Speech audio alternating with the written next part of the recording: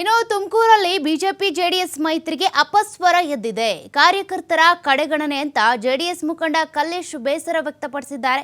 ವರಿಷ್ಠರ ವಿರುದ್ಧವೇ ಜಿಲ್ಲಾ ಪಂಚಾಯಿತಿ ಮಾಜಿ ಸದಸ್ಯ ಕಲ್ಲೇಶ್ ಆಕ್ರೋಶವನ್ನು ಹೊರಹಾಕಿದ್ದಾರೆ. ಈಗಾಗಲೇ ಬಿಜೆಪಿ ಜೆಡಿಎಸ್ ಮೈತ್ರಿಗೆ ಸಂಬಂಧಪಟ್ಟಂತೆ ಕಾರ್ಯಕರ್ತರ ಮಧ್ಯೆ ಒಮ್ಮತ ಮೂಡ್ತಾ ಇಲ್ಲ, ಕಾರ್ಯಕರ್ತರ ಕಡೆಗಣನೆ ಆಗ್ತಾ ಇದೆ ಅಂತ ಜೆಡಿಎಸ್ನ ನಾಯಕರು ಒಂದಿಷ್ಟು ಆಕ್ರೋಶ ಹೊರಹಾಕ್ತಿದ್ದಾರೆ. ಅದರ ಮಧ್ಯೆ ಕಲ್ಲೇಶ್ ಅವರು ಕೂಡ ಈಗ ಅಸಮಾಧಾನ ಹೊರಹಾಕಿದ್ದಾರೆ. ದೊಡ್ಡವರು ಮೈತ್ರಿ ಮಾಡ್ಕೊಂಡು ಬರ್ತಾರೆ, ಕಾರ್ಯಕರ್ತರ ಗತಿ ಏನು? ಹಾಲಿ ಶಾಸಕ ಸುರೇಶ್ ಬಾಬು ವಿರುದ್ಧವೂ ಅಸಮಾಧಾನ ಹೊರಹಾಕಿದ್ದಾರೆ. ಜೆಡಿಎಸ್ ವರಿಷ್ಠರು ಸಭೆ ನಡೆಸದೆ ಅಭಿಪ್ರಾಯವನ್ನು ಕೇಳದೆ ಮೈತ್ರಿ ಮಾಡಿಕೊಂಡಿದ್ದಾರೆ. ಶಾಸಕ ಸುರೇಶ್ ಬಾಬು ಕೂಡ ಸಭೆ ನಡೆಸಿ ಅಭಿಪ್ರಾಯ ಕೇಳಲಿಲ್ಲ. ಬಿಜೆಪಿ ಜೆಡಿಎಸ್ ಮೈತ್ರಿಯ ವಿರುದ್ಧ ಜಿಲ್ಲಾ ಪಂಚಾಯಿತಿಯ ಮಾಜಿ ಸದಸ್ಯ ಆಗಿರುವಂತಹ ಕಲ್ಲೇಶ್ ತಮ್ಮ ಅಸಮಾಧಾನವನ್ನ ಹೊರಹಾಕಿದ್ದಾರೆ.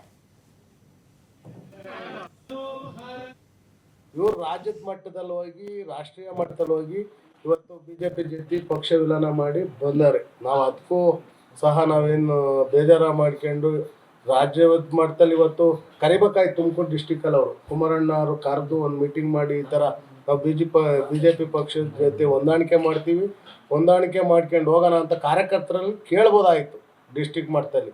ಇವತ್ತು ಅವರೆಲ್ಲ ಏನು ಮಾಡಿದ್ದಾರೆ, ಎಲ್ಲೆಲ್ಲ ಹೋಗಿ ಎಲ್ಲ ಮಾಡ್ಕೊಂಬಂದ್ಬಿಟ್ರು. ಇಲ್ಲಿ ನಮ್ಮ ತಾಲೂಕು ಮಟ್ಟಗಳಲ್ಲಿ ರಾಜ್ಯ ಮಟ್ಟದಲ್ಲಿ ನಮ್ಮ ತುಮಕೂರು ಡಿಸ್ಟಿಕಲ್ಲಿ ತಾಲೂಕು ಮಟ್ಟದಲ್ಲಿ ಏನಾಗ್ಬಿಟ್ಟಿದೆ, ಬೆಳಗ್ಗೆ ಎದ್ರೆ ನಾವು ಕಾರ್ಯಕರ್ತರ ಹಳ್ಳಿಗಳಲ್ಲೆಲ್ಲ ಹೋಗ್ಬಿಟ್ಟು ನಾವು ಬಿಜೆಪಿ ವಿರುದ್ಧ ಕ್ಯಾನ್ವಾಸ್ ಮಾಡಿರ್ತೀವಿ.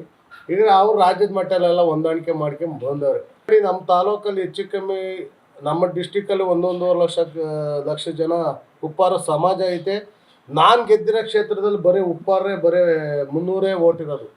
ಅವತ್ತಿನ ಜಿಲ್ಲಾ ಪಂಚಾಯತಿ ಸದಸ್ಯನಾದಾಗ ನನಗೆಲ್ಲ ಸಮಾಜನೂ ಇಡೀ ಒಗ್ಗೂಡಿಸಿ ನನಗೆ ಓಟ್ ಹಾಕಿ ನನ್ನ 2,000 ಚಿಲ್ಲರೆ ಮತ್ತಲ್ಲಿ ಆಯ್ಕೆ ಮಾಡ್ತಾರೆ.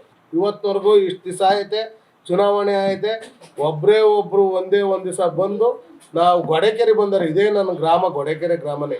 ಸುರೇಶ್ ಬಾಬು ಸಹ ನಾವು 25 ವರ್ಷ ಕೆಲಸ ಮಾಡಿದ್ದೀವಿ. 25 ವರ್ಷದಿಂದಲೂ ನಮ್ಗೆ ಎಷ್ಟು ನೋವು ಐತೆ ಅಂದರೆ, ಒಬ್ಬ ಜಿಲ್ಲಾ ಪಂಚಾಯತಿ ಸದಸ್ಯಗೆ ಅನುದಾನ ಬಂದೈತೆ, ಒಬ್ಬರು ಅವ್ರ ಕೈಲಿ ಹೇಳ್ತಾರೆ 5 ಲಕ್ಷ ರೂಪಾಯಿ ನಿಮ್ಗೆ ಅನುದಾನ ಕೊಡ್ತೀವಿ ಅಂತ.